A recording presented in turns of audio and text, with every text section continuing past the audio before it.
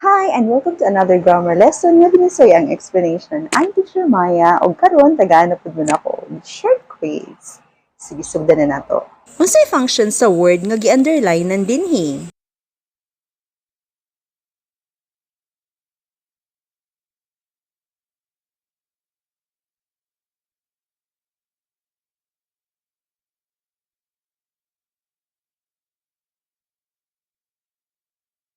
Adjective ni. Unsay function sa gi-underline nan dinhi?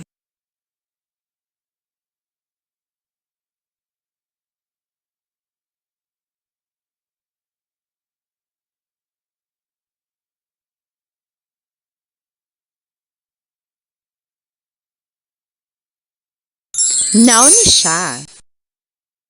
Unsay function sa gi-underline nan dinhi?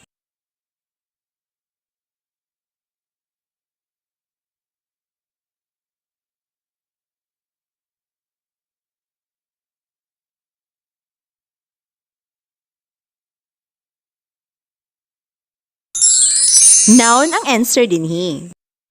Unsay function sa like dinhi?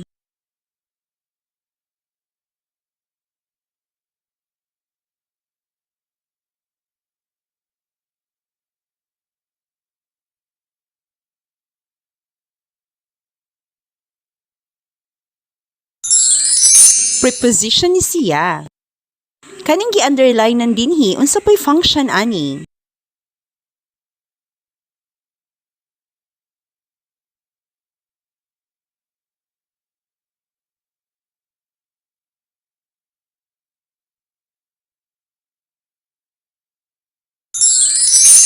Mao ni siya ang subject. Nganong mao toy mga answers? Mao ni ang explanation. Adjective ni ang underlined word kay bisan pag mura nig verb tan-awon nag-describe ni sa noun nga ladies. Porma ray verb ani pero ang function adjective kay ni modify or ni specify kinsa nga mga ladies, ang mga ladies nga napili, selected para sa pageant.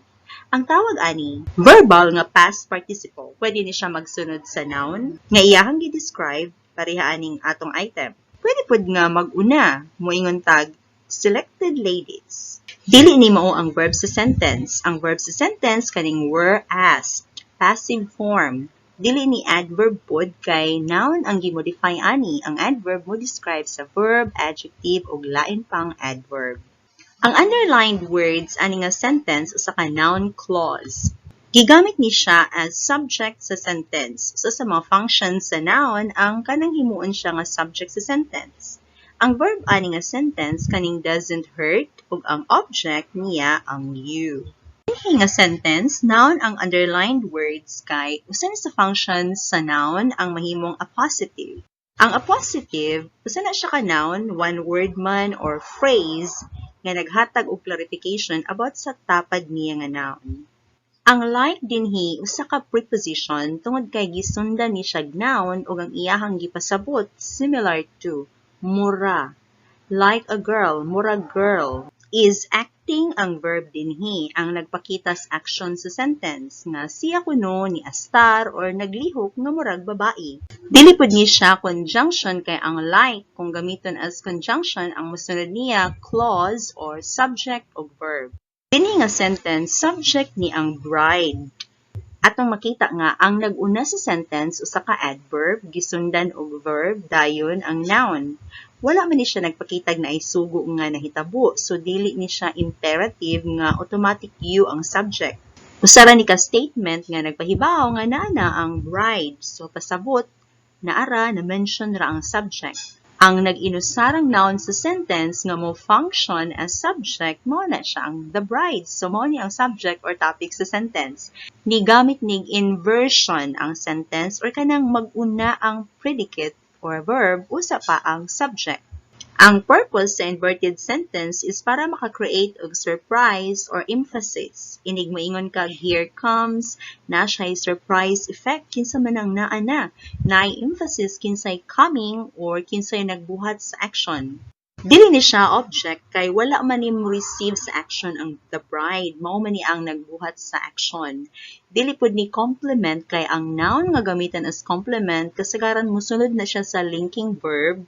Complement ning the bride kung may tag she is the bride or she becomes the bride kay ang is o becomes mga linking verb pero ang come dili man ni siya linking verb so dili ni complement ang bride dinhi.